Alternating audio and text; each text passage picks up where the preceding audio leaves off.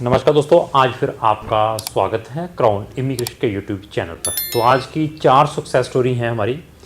एक तो ये टूरिस्ट वीज़ा शेंगन का आया है, ये 3 स्टूडेंट की रेजिडेंसी परमिट है जो हमारे पास आए हैं, ये आप देख सकते हैं तीनों के तीनों। ये 4 सक्सेस स्टोरी हैं, ये 3 फिनलैंड की हैं, इसके अंदर डिपेंडेंट भी है और स्टूडेंट भी है। तो ये एक आप ये लेके चलिए टूरिस्ट वीज़ा।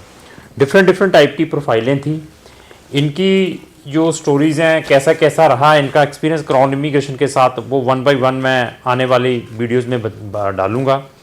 मैं बार बार यही कहता हूं कि केस देने से पहले रिसर्च ज़रूर करें। ये नहीं है कि मैंने ये वीडियो डाली, आपको लगा ये क्राउन वाले बड़े बढ़िया है तो क्राउन वालों को दे दें। क्राउन वालों का भी नॉलेज चेक करें। ये आप फर्स्ट रेजिडेंसी देख सकते हैं एक बच्चे की। तो इसी तरीके से ये दूसरा इन्वेल्व भी खोलेंगे। ये मैं दूसरी रेजिडेंसी परमिट भी आपको दिखा देता हूँ। तो ऐसे है कि हमारी रेगुलर रेजिडेंसी परमिट या स्टूडेंट वीज़ाज़ क्राउन इमिग्रेशन के आ रहे हैं डिफरेंट कंट्री से। ये दूसरी होगी रेजिडेंसी परमिट जी। ये थर्ड है, थर्ड का भी हम इन्वेल्व खोलेंगे, इसका भी निकालेंगे कि इसके अंदर क्या रहा है।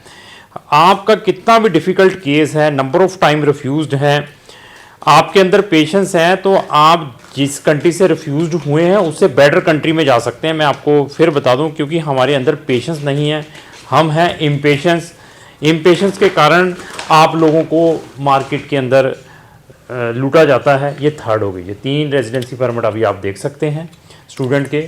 ये देखो 3-3 साल के लग कर आए हैं। जस्ट एक बच्चे की 3 लाख की फ़ीस थी, एक की 4.5 लाख रुपए की, एक सेमेस्टर की फ़ीस देकर गए हैं। मैक्सिमम स्टूडेंट की मैं सेविंग करवाने के पक्ष में रहता हूं, क्योंकि यू आर रेडी टू पे माई फीस। तो मैं ये माइंड में नहीं लेकर चलता हूं कि कहां पर मुझे मैक्सिमम कमीशन आए और कहां पर मैं बच्चे को मैक्सिमम फीसें लगाकर भेजूं। तो आप ये देखिए कि शेंगन में जो लोग जाते हैं टूरिस्ट वीज़ा लेकर भी, लोग 15-15, 16-16 लाख रुपया लगा कर जा रहे हैं। वो इटली के 9 मंथ के पेपर जो मिलते हैं उसमें भी 10 लाख से 15-15 लाख रुपया लगा कर जा रहे हैं। तो ये स्टूडेंट वीज़ा पे जा रहे हैं। अच्छी प्रोफाइल है बच्चों की। 3.5-4 लाख की फ़ीस लगाकर एक सेमेस्टर की फ़ीस दी है, बच्चों को अच्छा स्कॉलरशिप भी मिला है, वो लगा कर जा रहे हैं। इवन जो नहीं समझते बच्चे, उनको इनकैश किया जाता है मार्केट के अंदर, उनको टेलर मेड जैसे प्रोग्रामों में। मेरे पास 3-4 क्लाइंट ऐसे थे, उनका एडमिशन वहाँ की पब्लिक यूनिवर्सिटी से आ गया था जनरल प्रोग्राम में, जिसकी फ़ीस 3.5 लाख रुपया आई है, 3.5 से 4 लाख रुपया। लेकिन उस बच्चे ने, मतलब 3 बच्चे ऐसे हैं, बट उन्होंने 3.5-4 लाख की बजाय कहा कि हम टेलर मेड में जाएंगे, और वहाँ पर 11 लाख रुपए की फ़ीस लगा कर गए हैं, 11 लाख रुपए की। और हर साल 11.5 लाख रुपया उनको देना पड़ेगा। अगर वो बैचलर में गए हैं तब भी 11 लाख 3 साल। मास्टर के लिए गए हैं उसको भी 2 साल की है, उसको 11 लाख रुपए 2 साल में। उसमें कोई अर्ली बर्ड डिस्काउंट नहीं है, कोई स्कॉलरशिप नहीं है, टेलर मेड प्रोग्राम है। तो वो नहीं समझते। मैंने कहा कि क्या रीज़न है। रीज़न कहते ये है कि वो जो यूनिवर्सिटी है वो कैपिटल में है। तो मैं क्या, फिर क्या हुआ, कैपिटल में है तो कैपिटल में है। अगर आप एक जगह पर 4.5 लाख रुपए की फ़ीस लगाकर जा रहे हैं, आपका दिल उस कंट्री में लगता है, यूनिवर्सिटी में नहीं लगता है, जब कुछ भी है, तो आपके पास ऐसा प्रोविज़न भी है, after 30 credit you can take the transfer to any university, either capital में है या कहीं पर भी है। Even you can switch over your this visa, student visa, to another work permit category. अगर आपको एम्प्लॉयर मिलता है, ऐसे ऐसे प्रोविज़न है, why not you are encashing this thing. और आप ये लेकर चलिए कि आपके ऊपर कितनी बड़ी बर्डन है, but they are not bothered. फिर मैंने कहा कोई बात नहीं, हमने हाथ जोड़कर कहा चले जाओ, कोई बात नहीं, मुझे मालूम है कि वहाँ जाकर भी वे फ़ोन करेंगे, सर सही बता रहे थे। तो ऐसा है, हमारी यही कोशिश रहती है कि हम मैक्सिमम से मैक्सिमम बच्चों की सेविंग करवा कर दें। जिनके अंदर पेशेंस है, जिनके अंदर नहीं पेशेंस है ना, जहाँ जाना है मैं कहता जाओ भाई, आप हमारी बात समझते नहीं तो हम क्या करें। और कुछ बच्चे क्या हैं, 1 या 2 बच्चे, अब कम से कम हमारे पास 150-200 केसेस हैं डिफरेंट कंट्री का। 2-3 बच्चे ऐसे हैं, एडमिशन आने के भी बाद इतनी क्वेरीज करते हैं, एडमिशन भी आ चुके हैं, सर आगे क्या होगा, मैं सक्सेस हो जाऊंगा, सर मेरी इतनी बर्डन है, मुझे जाना चाहिए या नहीं जाना चाहिए। मैं इस वीडियो में भी स्ट्रेट फॉरवर्ड बता दूं, हमारी रिस्पॉन्सिबिलिटी एडमिशन और वीज़ा वहाँ तक सक्सेसफुली पहुँचाने तक की है। आप ये लेकर चलिए, इंडिया में सक्सेस नहीं हुए तो हाउ यू एक्सपेक्ट कि आप फॉरेन कंट्री में जाकर सक्सेस हो जाएंगे। वीक प्रोफाइल है आपकी, नंबर ऑफ ईयर का गैप है और अप्रोप्रिएट कोई परसेंटेज नहीं है, और आप चाहते हैं कि मैं एक स्पेसिफिक यूनिवर्सिटी स्पेसिफिक लोकेशन में जाए, हाउ इट पॉसिबल? तो एटलीस्ट आप इनर साइड में देखें अपने कि आपके अंदर कैसी ऐसी क्वालिटी है, कि आपके अंदर ऐसी क्वालिटी है कि आपको हर एक चीज मिल जाएगी, और कहीं पर भी कोई भी 100% नहीं है।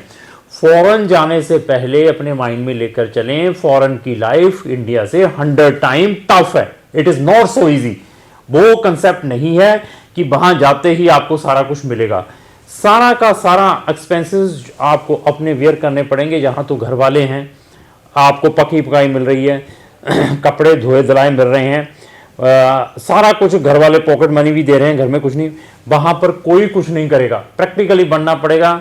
रेंट वाले घर के बाहर खड़े हो जाते, 1 तारीख को आगे हमारा रेंट दीजिए। इलेक्ट्रिसिटी वाले कहते बिल पे करिए, नहीं बिल पे करते तो दूसरे दिन ही वो मीटर काट जाते हैं। खाने वाले के पास जाएंगे, कोई क्रेडिट नहीं है, वो कहेगा पैसा दो तभी हम खाना देंगे, अदरवाइज नथिंग। पैसा नहीं है, ट्रांसपोर्टेशन वेयर नहीं कर पाएंगे, साइकिल भी लेना है तो वो भी रेंट पे मिलता है, तो रेंट साइकिल के रेंट नहीं तो पैदल। तो अभी ये देख लीजिए, प्रैक्टिकल बने, कहीं पर भी जाना है, इंस्टेड ऑफ वो चलेंगे तो मैं क्यों पीछे रह गया। तो ऐसा है कि ये सक्सेस स्टोरीज आई हैं बच्चों की, ये 4 सक्सेस स्टोरी हैं, इनके साथ 1 बाय 1 हमारी वीडियोस भी रहेंगी।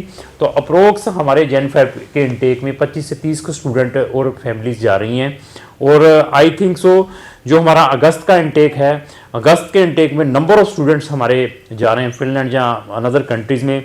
मैं बार बार कह रहा हूँ कि फिनलैंड के जिनके एडमिशन्स आ चुके हैं वो डिसीजन लें, जैस और नो है तो बताएं स्ट्रेट फॉरवर्ड, ताकि उन बच्चों की कंफर्मेशन हम यूनिवर्सिटीज़ को भेजें कि दे आर नॉट इंटरेस्टेड।